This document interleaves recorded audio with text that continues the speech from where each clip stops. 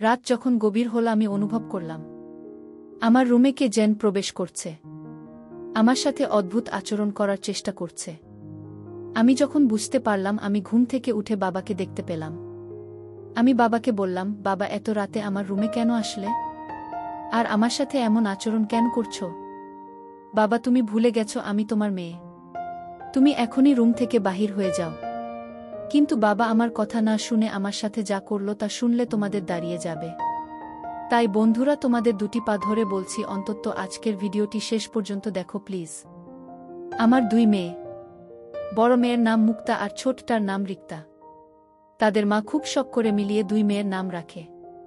বড় মেয়ে ঢাকাতে থেকে কলেজে পড়ালেখা করে, আর ছোট মেয়ে আমার সাথে কুষ্টিয়াতে থাকে। তাদের মা মারা যায় বছর 6 আগে। ছোট মেয়ের বয়স 14 বছর। আমাদের ফ্যামিলিতে আর কেউ নেই। একজন কাজের বুয়া আছে, সারাদিন রান্না বান্না করে সন্ধেবেলা চলে যায়। রিক্তার বয়স 14 হলেও তাকে দেখতে অনেক লম্বা সুন্দরী। এখনই তার বড় বোনের সমান লম্বা হয়ে গেছে, কিন্তু মন মানসিকতা ঠিকই বাচ্চাদের মতো। এখনো বুয়াই তাকে স্নান করিয়ে দেয়, বুয়াই তাকে দেখাশোনা করে। আমি কাজের জন্য সারাদিন বাইরে থাকি, মেয়েদের দিকে খুব একটা নজর দিতে পারি না। পুরনো বুয়াই হাতে সব সামলায়, তাই মেয়েদের সাথে আমার বন্ধুত্বপূর্ণ সম্পর্ক গড়ে ওঠেনি। তারা আমাকে বেশ ভয় পায়। হঠাৎ একদিন বুয়া অসুস্থ হয়ে যায়, প্রায় 1 সপ্তাহ আসতে পারেনি। একদিন রাতে অফিস থেকে বাসায় এসে খেতে বসি। রিক্তা আমাকে ঠোঁট ফুলিয়ে বলল, বাবা আমাদের বুয়া 1 সপ্তাহ ধরে আসে না, তাই আমি গোসল পর্যন্ত করতে পারছি না। তুমি রোজ বাইরে থেকে খাবার নিয়ে আস, এসব খেতে আর ভাল লাগে না। তুমি কাল থেকে নতুন কোনো বুয়া নিয়ে আসো প্লিজ। আমি মজাটা করে বললাম, গোসল না হয় আমি করিয়ে দিলাম, কিন্তু খাবারের যখন সমস্যা তো নতুন বুয়া তো খুঁজতে হয়। রিক্তা বলল, ঠিক আছে কাল গোসল করিয়ে দিও। আমি খাওয়া বন্ধ করে মেয়ের দিকে চাইলাম।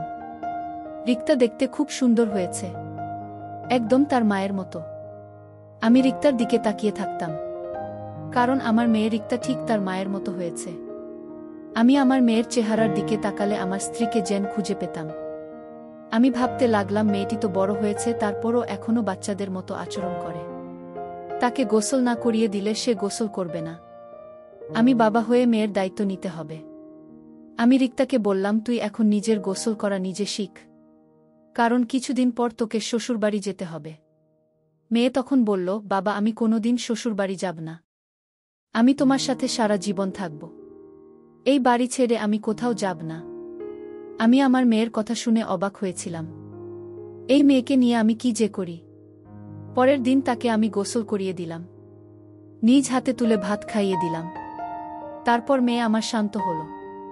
আমি বললাম, যাও রিক্তা এবার তোমার রুমে গিয়ে ঘুমিয়ে পড়।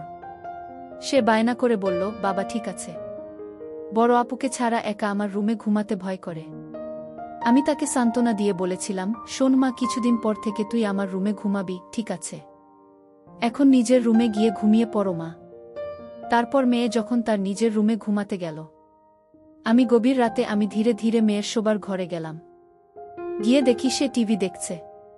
আমি তাকে গিয়ে বললাম, মা তুমি এখনো টিভি দেখছো? আমার মেয়েকে বললাম, মানে তোর মুখের দিকে তাকালে তোর মায়ের মুখটা আমার চোখের সামনে ভেসে ওঠে। আমার কথা শুনে সে খুব খুশি হল।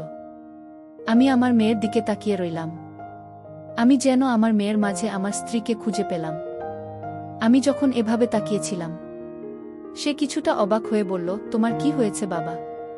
তুমি এভাবে আমার দিকে তাকিয়ে আছো কেন? আমি তোমার খুব আদরের মেয়ে, তাই না? বাবা আমি বললাম, হ্যাঁ মা, তুমি খুব আদরের মেয়ে আমার। আমার বাবা বলল, মামুনি তোমার সাথে আমার একটা কথা ছিল। কি কথা? বাবা বলল, মা তুমি আমার কথা রাখবে না। আমার মেয়ে বলল, বাবা তুমি আমার জন্মদাতা, আর তোমার কথা কি আমি ফেলতে পারি? আমি তোমার সব কথা রাখব, তোমার কথা না রাখলে যে আমার অমঙ্গল হবে। আমি ভাবতে লাগলাম কিভাবে কি করা যায়। হঠাৎ বুদ্ধি এলো মাথায়। আমি তাকে গম্ভীর হয়ে জিজ্ঞেস করলাম, কতদিন গোসল করি মা? মেয়ে বলল, প্রায় 1 সপ্তাহ। তাই? আচ্ছা ঠিক আছে, চলো আমি তোমাকে আজ গোসল করিয়ে দিই। কাজের বুয়া আসবে কোনোদিন, আর তুমি এতদিন গোসল ছাড়া থাকবে মামুনি। গোসল না করলে ঘুম হবে না মামুনি রাতে। তাই চলো আগে গোসল না করিয়ে দেই। তুমি আমার মেয়ে, আমি তোমার যত্ন না করলে লোকে মন্দ বলবে। তাছাড়া আমি তোমাকে এভাবে থাকতে দিতে পারি না। চলো মা, তোমাকে গোসল না করিয়ে দিই। এতদিন গোসল না করলে শরীর খারাপ হবে। মেয়ে বলল, এখন তো রাত, কাল সকালে করি আব্বু। আমি আমার মেয়ের কথা মেনে নিলাম। তবে মা, কাল তো আমি কাজে চলে যাব, ফিরতে আবার রাত হবে। মেয়ে বলল, ঠিক আছে বাবা, তাহলে কাল রাতে তুমি গোসল করিয়ে দিও। যাও বাবা, এখন গিয়ে ঘুমাও। আমিও ঘুমাব। ঠিক আছে মা, তাহলে তুমি ঘুমিয়ে পড়। আমি ঘুমাতে গেলাম। পরের দিন সকালে উঠে আমি আমার মেয়েকে বললাম, মা, আজ বাড়িতে কেউ নেই, তাই বাড়িটা একদম খালি পড়ে থাকবে। তোমার আজ আর স্কুলে যেতে হবে না, কাল স্কুলে যেও। আমি বাবার কথা শুনে খুব খুশি হলাম, কারণ আজ সারাদিন টিভি দেখতে পারবো। সেদিন আমি সারাদিন ঘরে বসে টিভি দেখছিলাম, বড় আপুর সাথে ফোনে কথা বলেছিলাম। সন্ধ্যা ঘনিয়ে আসছে, বাবা এখনো বাড়িতে ফিরছে না। আমি বাবার জন্য অপেক্ষা করতে লাগলাম, কিন্তু বাবা প্রায় রাত 10টার দিকে বাড়িতে ফিরল। আমি বাবাকে জিজ্ঞেস করলাম, বাবা এত দেরি হল কেন? আমি তোমার জন্য সেই কখন থেকে অপেক্ষা করছি, তোমার কোনো খবর নেই। বাবা বলল, মা, আমি একটা ঝামেলায় পড়ে গিয়েছিলাম, তাই আসতে একটু দেরি হয়ে গিয়েছে। এখন চল মা, গোসল করিয়ে দিই। মেয়েটা বলল, বাবা, আমি আজ গোসল না করলে হয় না, খুব শীত লাগছে। আমি মেয়েকে বললাম, মা, আজ তোমার গোসল করতে হবে, নইলে তোমার শরীরে অসুখ হয়ে যাবে, শরীরে সর্দি জ্বর আসতে পারে। আমি বাবার কথা শুনে বললাম, ঠিক আছে বাবা, চলো আমি গোসল করব। আমি তাকে বাচ্চা ঘরে নিয়ে গেলাম। তারপর আমার ছোট্ট মেয়েটাকে গোসল করিয়ে দিলাম। আমার লক্ষ্মী মেয়েটা বলল, বাবা, আজ মাথাটা অনেক ভাল লাগছে, আমার শরীরটা ভাল লাগছে। আমি বললাম, গোসল হচ্ছে আল্লাহর নেয়ামত, গোসল না করলে শরীর ভাল লাগে না, রাতে ঘুম হয় না। আজ তোর অনেক ভালো ঘুম হবে। তারপর রাতের খাবার খেয়ে যখন আমি ঘুমাতে গেলাম, আমার মেয়ে বলল, বাবা, আজ তুমি আমার রুমে ঘুমাবে, কারণ এই রুমে আমি একা একা থাকতে ভয় লাগে। আগে তো আপু আর আমি একসাথে থাকে।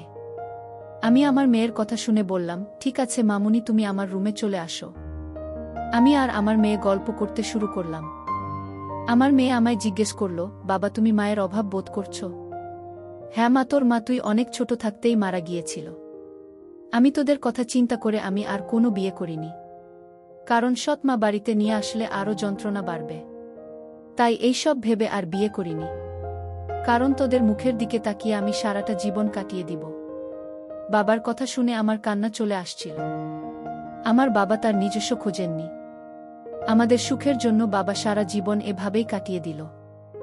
আসলে এরকম বাবা হয় না এই যুগে, কিন্তু আমি যে ভাবনাটা ভেবেছিলাম সেটা আমিই ভুল ভেবেছিলাম। জানি না সেটা ভুল না সঠিক। আমি পরদিন রাতে বাবার রুমে থাকতে চাইনি, কারণ রাতে বাবা নাকডাক, এটাও সমস্যা ছিল না। আমি বাবাকে পাশে রেখে মোবাইল দেখতে পারি না, আর সেই জন্য সিদ্ধান্ত নিলাম, আজ থেকে আমি আমার রুমে একা ঘুমাব। আমি পরদিন বাবাকে বললাম, বাবা, আজ আমি একা একা আমার ঘুম ঘুমাব। আর সেদিনই ঘটল আসল ঘটনা। আমি রাতে আমার রুমে যখন ঘুমাতে গেলাম, তখন বাবা আমায় ডাক দিয়ে বললেন, মামুনি, তুমি তোমার রুমে একা ঘুমাতে ভয় পাবে না?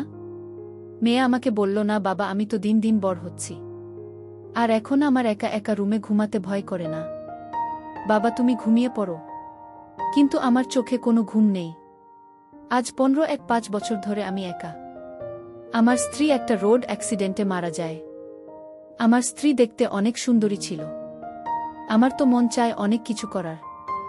যাই হোক, আমার চোখে ঘুম আসছিল না। ঘড়ির কাঁটার দিকে তাকিয়ে দেখি রাত প্রায় 1টা বাজে। আমি আস্তে করে আমার মেয়ের রুমের দরজার কাছে গেলাম। দরজা ধাক্কা দিতেই খুলে গেল।